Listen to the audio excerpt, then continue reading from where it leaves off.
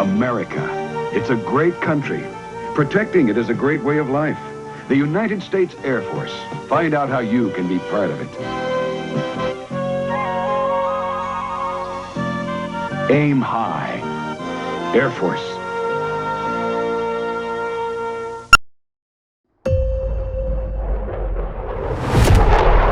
The Earth is 70% water.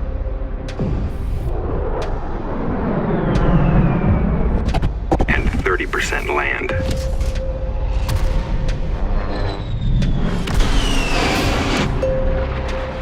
But the entire sky belongs to us.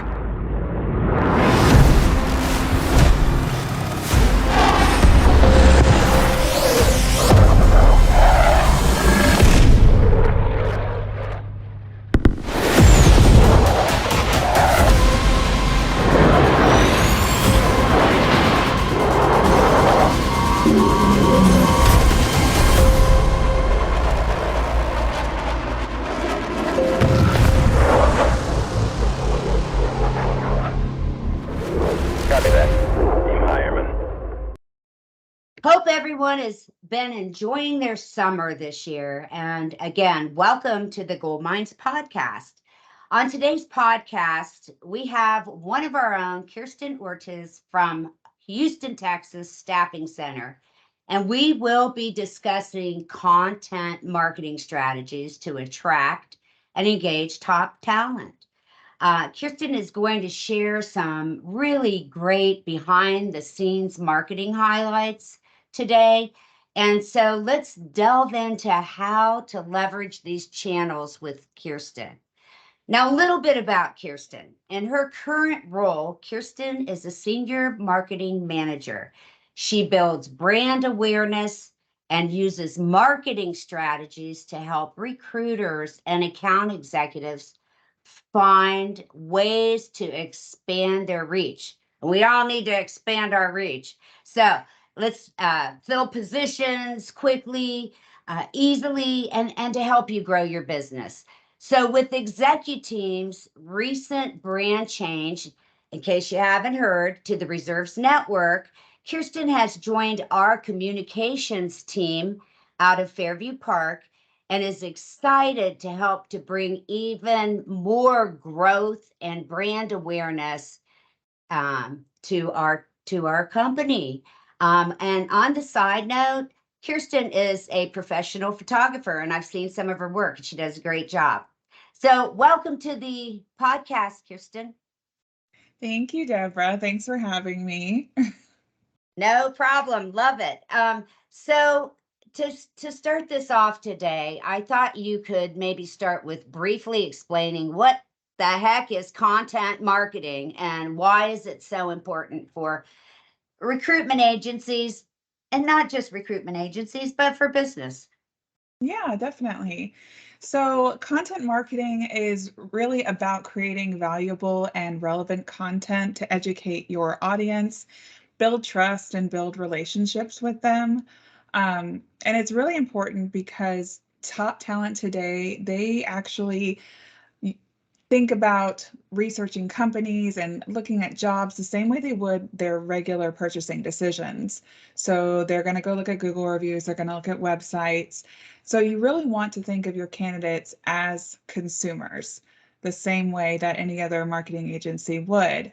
And when you think about it that way, you think about the stage of the buying process that they're in. So active and passive job seekers are usually in that information gathering stage of the buying process. And then there may be people you want to reach that might not have a need yet, but you still want to be in front of their face because eventually they might have a need. They might not want to stay at their job anymore, or they might get laid off. So it's a way to stay front of mind to people in that stage of the buying process. And content marketing is a great way to do that. It's a great way to access and educate and stay front of mind for those consumers, which will ultimately lead them to apply, which is the goal. And if you produce high quality content, if you're informative and engaging and helpful, you really will position yourself as a staffing company as experts and thought leaders in the field. which will increase your brand awareness and your loyalty and trust, and ultimately drive growth, which is the goal, right? Right. And you know, I know a lot of young people, and before they just saying before they even go out to dinner, they're like, "What's their reviews like?" And I'm like, "Okay, Absolutely. well, we'll check that out before we go." So, okay, that's great info. Can you share some types of content marketing that are effective for recruitment firms for everybody, Kiersten? Certainly. So your content strategy and type of content really is going to depend on your audience, Okay. what type of jobs you staff for, what type of companies you want to work with. So you really want to make sure you know who you're speaking to. But as for content types, one of the most popular ones, and a lot of staffing companies do this, is writing blogs. Blogs are a great way to demonstrate your expertise, provide advice to candidates and clients. Also, if it's done correctly, blogs are a great way to improve the SEO on your website. So you really want to work with your marketing team to make sure those keywords are in there, because Google loves helpful content. So blogs are really going to position you higher on that first Google page. Infographics are one of my favorite content types just because I'm such a visual person. Yeah. And they're great for visualizing information like statistics, industry data, market insights, in more of a engaging and bite-sized format instead of lots of text. Um, I feel like everyone's doing a podcast right now, even companies. They're super popular, but there's a reason for it. So podcasts really humanize the brand. You get to hear someone's voice. You get to hear these internal conversations and banter, and it demonstrates your opinions and your values and your expertise and insights. And like podcasts, there's video content, which also adds that level of humanity and authenticity, because then people are seeing your face while also hearing you talk about your knowledge. And people love seeing people because then they feel like they can relate. So a lot of people that are doing podcasts are also filming them to put them on YouTube. So it's double the content. Yeah, And well, we can only hope, Kirsten, that they like my face because, whatever. But yes, absolutely. I see a lot of podcasts, and thank you. That's great. Yeah. And so and it seems daunting to do video, but it's so easy with like webcams and smartphones. You don't need fancy equipment or a fancy budget to make good video content. There's also, we used to do webinars and offer SHRM credit, HRCI credit. So with webinars, you're generating leads, you're providing that value and brand awareness, coming off as thought leaders, but you're also helping people. You can help them with their education. You can help them get their certification or maintain their certification. And that makes you very valuable to them. Same thing with ebooks and white papers or any type of quote, free deliverables.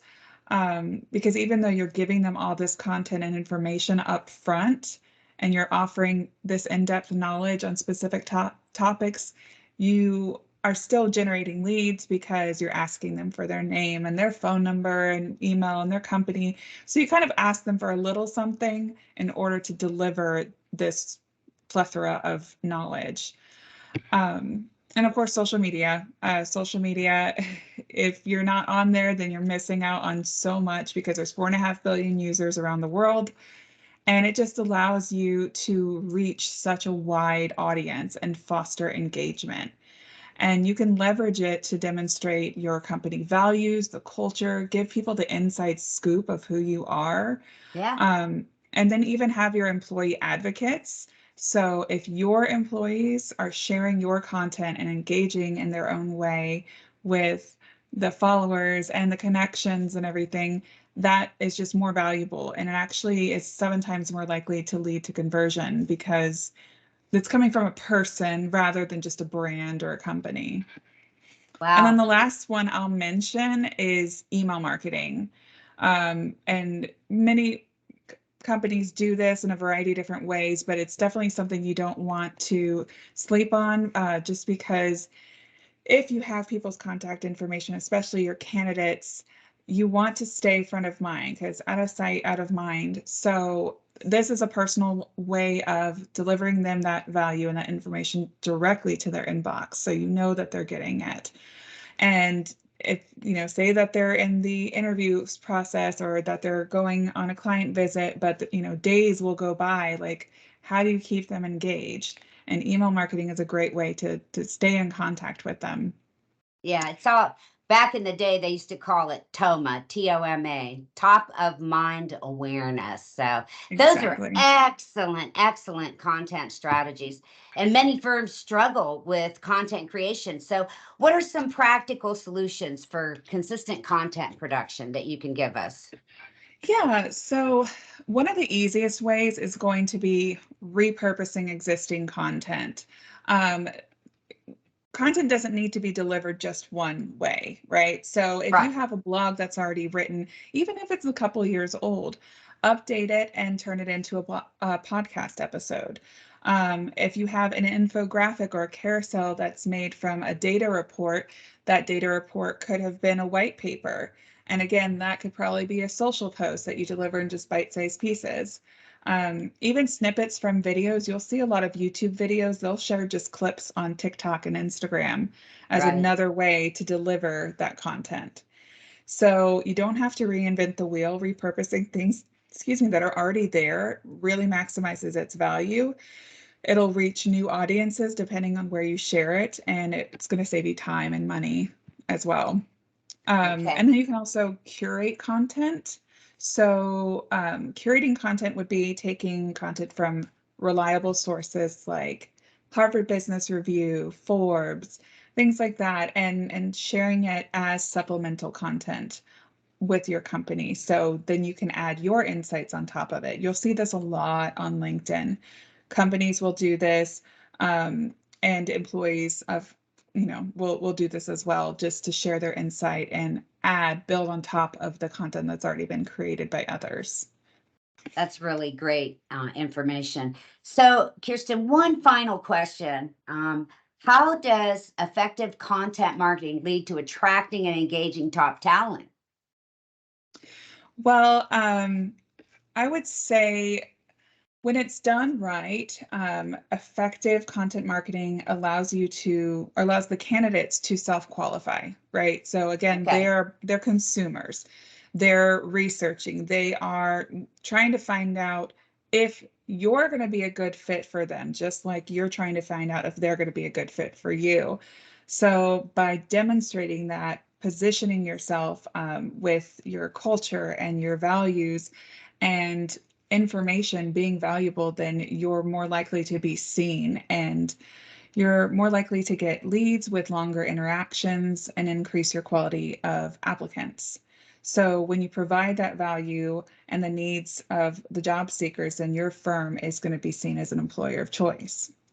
Yeah, and a lot of people look for they're all about culture, so they want to know what's your culture like all the time. Well, Kiersten, thank you. You're This has welcome. been very informative today, and it was an absolute pleasure to have you with us today. Now, I would give everyone your information, but I think you'd be bombarded. So I really appreciate it. But to end today's Gold Mines podcast, many years ago, I was taught something by a very, very wise man. And he said this to me. He said, Deborah, marketing, sales, and service are a trilogy for success. Marketing weaves the story, sales crafts the connection, and service nurtures the relationship. And together, they harmonize a symphony of customer experience and satisfaction. That's Yeah, beautiful and that's so true.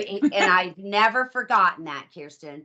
So again, thank you for being a guest on our Gold Mines podcast. And please, everyone out there, please like us and follow us on the Reserves Network YouTube channel. And don't forget, we have a Gold Mines mini series.